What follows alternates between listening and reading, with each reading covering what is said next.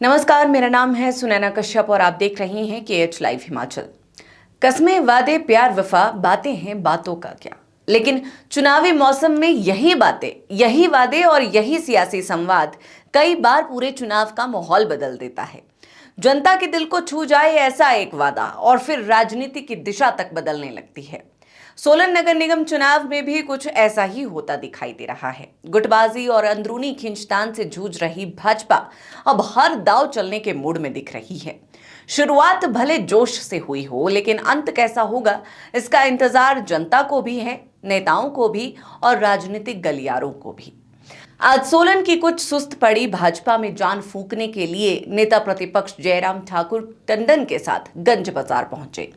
कुर्सियां जितनी लगी थी वो लगभग भर चुकी थी। पार्टी के निष्ठावान कार्यकर्ताओं से, कुछ समर्थकों से और कुछ उत्सुक आम लोगों से उम्मीद थी कि भाजपा कांग्रेस की दुखती रग पर हाथ रखेगी, लेकिन हुआ थोड़ा अलग। भाजपा ने अपने ही दिए पुराने घावों पर मरहम लगाने की कोशिश की और राजनीतिक संदेश देकर आगे बढ़ गई।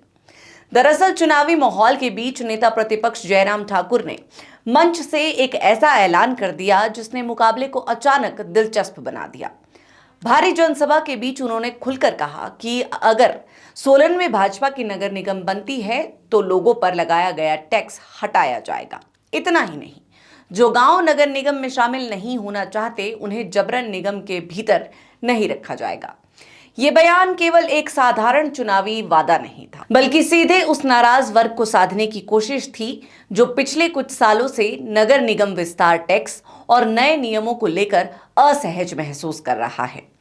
असल में सोलन नगर निगम बनने के बाद सबसे बड़ा मुद्दा टैक्स, भवन नियम, नक्शों की औपचारिकताएं और ग्रामीण पहचान का रहा है। बाहरी क्षेत्रों के लोगों का लगातार आरोप रहा है कि नगर निगम बनने के बाद सुविधाएं उतनी नहीं बढ़ी जितना आर्थिक बोझ बढ़ गया। पानी, सफाई और विकास के नाम पर टैक्स बढ़ने की चर्चा लगातार लोगों के बीच रही। भाजपा ने अब इसी असंतोष को चुनावी मुद्दा बनाकर टैक्स बनाम राहत की लड़ाई में बदलने की रणनीति अपनाई है।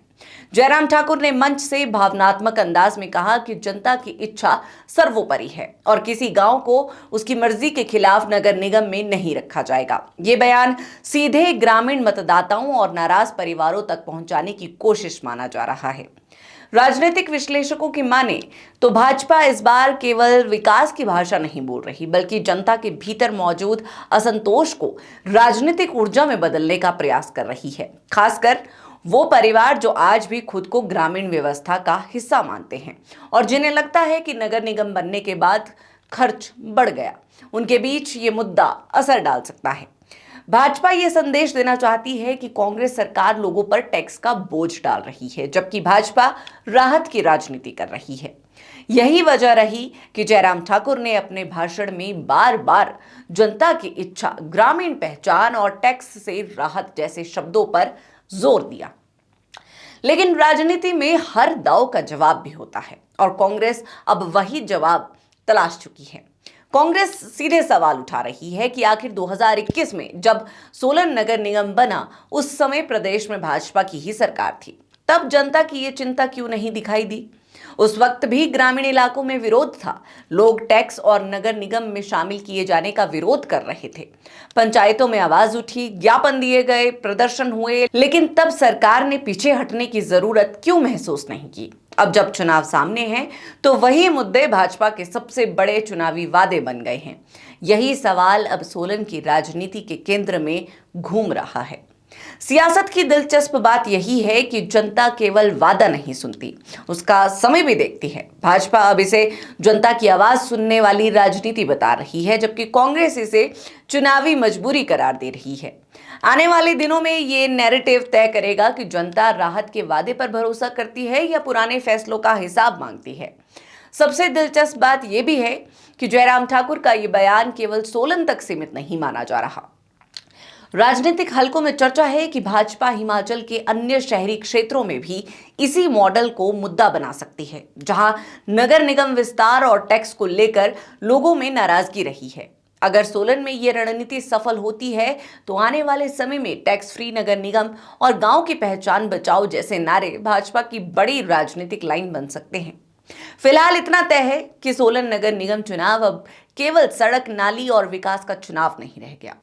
बहस अब सीधे लोगों की जेब, टैक्स और गांव की पहचान तक पहुंच चुकी है। भाजपा अगर इस मुद्दे को बूथ स्तर तक प्रभावी ढंग से ले जाने में सफल रहती है तो मुकाबला बेहद कांटे का हो सकता है। वहीं कांग्रेस के लिए चुनौती ये होगी कि वो जनता को ये भरोसा दिला पाए कि नगर निगम नुकसान नहीं बल्कि सुविधा और विकास का रास्ता है। बहरहाल सोलन की राजनीति में आज इतना तो साफ हो गया कि जयराम ठाकुर ने चुनावी मैदान में ऐसा मुद्दा फेंक दिया है जिसने माहौल को पूरी तरह गरमा दिया है। टैक्स माफी और गांव को निगम से बाहर रखने का वादा आने वाले दिनों में भाजपा का सबसे बड़ा चुनावी हथियार बन सकता है। लेकिन जनता इसे राहत मानेगी या चुनावी जुमला, इसका फैसला अब वोटर करेगा। फिलहाल आज की इस जनसभा के मुख्य अंश आप भी देखिए। और इस तरह से सारी चीजों को लेकर के जिस तरह से बात करते हैं,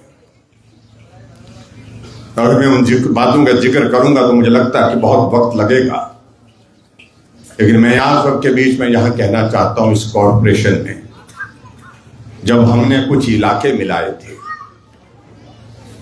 क्योंकि सोलन वालों ने जिद की, कहा कि कॉरपोरेशन चाहिए, नगर निगम चाहिए। जब हमने देखा कि 2011 की सेंसस के आधार पर यहाँ पॉपुलेशन कम है, कम मतलब जितनी जरूरत थी, एक्ट में प्रावधान था, कानून में जो प्रावधान था, 50,000 की पॉपुलेशन जहां ज्यादा है, इससे ज्यादा पॉपुलेशन होगी शहर में, वहां कॉरपोरेशन बनेगी। तो हमें विवश होकर के कुछ ग्रामीण क्षेत्रों को भी शहर के साथ जोड़ना पड़ा, इस कॉरपोरेशन के एरिया में डालना पड़ा।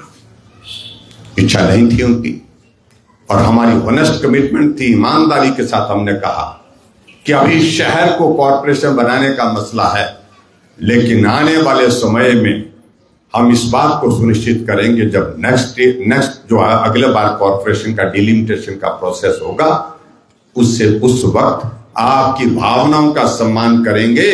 जो लोग कॉरपोरेशन में रहना चाहेंगे उनको कॉरपोरेशन में रखेंगे, और जो लोग नहीं रहना चाहेंगे उनको शहर से बाहर करेंगे। जहां रहना चाहता है, सब लोगों ने कहा कि ठीक है, अगर आपकी कमिटमेंट है, और हमने ये भी वादा किया कि 5 साल तक आपके ऊपर कोई भी टैक्स नहीं लगाएंगे, ये भी कहा। और यहां सरकार कांग्रेस की बन गई, गांव के इलाके में भी टैक्स लगा दिया, टैक्स थोड़ा नहीं कई गुना ज्यादा लगा दिया। और जो शहर में जो इलाका रहना नहीं चाहता है, जो नगर निगम का हिस्सा नहीं बनना चाहते हैं, उनकी बात को फिर नजरअंदाज कर दिया, सुना नहीं गया, माना नहीं गया।